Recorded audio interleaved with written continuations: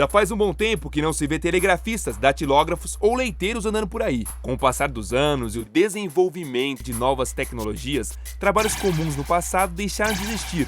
É por isso que você dificilmente vai achar por aí um vovô designer de games, especialista em bioinformática ou gestor de redes sociais. De uma geração para outra, o quadro profissional foi completamente modificado. Não é à toa que 69% das empresas dizem ter dificuldades em encontrar mão de obra qualificada, principalmente nas áreas de tecnologia de informação e engenharia. Mas, enquanto isso, só no Brasil temos cerca de 2 milhões de desempregados, o que mostra um grande descompasso entre gente disponível e gente qualificada para algumas profissões.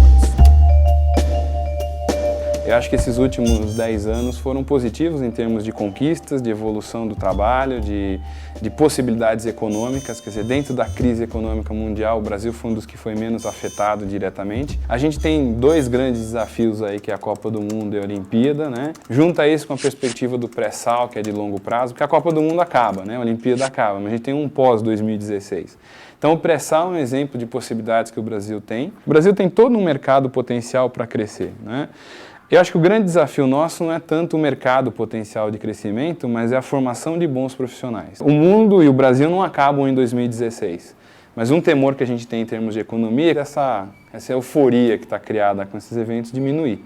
E aí quem estiver preparado é quem vai conseguir sobreviver se tivermos um cenário de crise depois de 2016. Mesmo assim, você, brasileiro, nascido entre os anos de 1990 e 2000, pode se considerar um sujeito de sorte, pois vive um fenômeno único na história, o chamado bônus demográfico, em que a população em idade ativa atinge seu nível máximo. Ou seja, ainda não temos muitos idosos para cuidar, nem tantas crianças para educar como no passado, mas temos um excelente número de pessoas em idade de trabalho. Somado a isso, somos hoje a 7ª economia mundial, o que atrai muitas empresas de fora, dispostas a contratar gente por aqui. A gente vai viver um período de um bônus demográfico, né? Falta muita capacitação. Eu não diria que a gente tem uma explosão também no número de vagas, existem alguns setores que demandam muitas vagas. E eu diria que é mais o problema da formação de mão de obra do que efetivamente a ausência de vagas, né?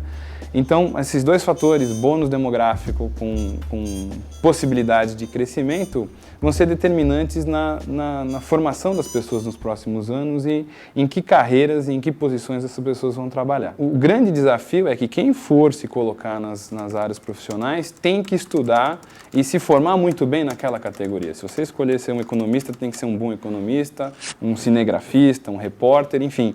É aquela área, você tem que saber o que aquela área caracteriza como um ponto importante. Se alguns mercados sofrem com a falta de profissionais, outros mais tradicionais já apontam para uma saturação, como é o caso do direito, medicina e odontologia. Só em Brasília existe um dentista para cada 236 moradores. A taxa recomendada pela Organização Mundial da Saúde é de 1 para cada 1.500 habitantes. O mesmo acontece com a medicina. No Brasil são 175 escolas médicas contra 129 nos Estados Unidos e 47 na França. Nosso país também está em 3º lugar no ranking mundial dos países que mais formam advogados. Enquanto isso, em carreiras como tecnologia da informação, profissão responsável pela implementação e gerenciamento dos sistemas de informação nas empresas, cerca de 120 mil vagas que pagam altos salários estão às moscas por falta de braços.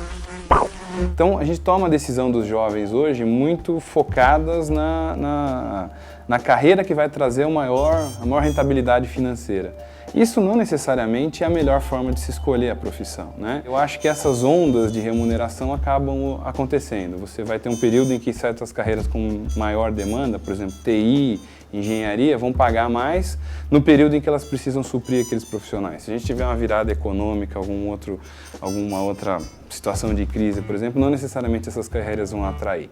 E aí quem escolheu a profissão pensando única e exclusivamente no dinheiro vai ficar, né, numa situação que nem tem o dinheiro e nem tem a felicidade profissional, né?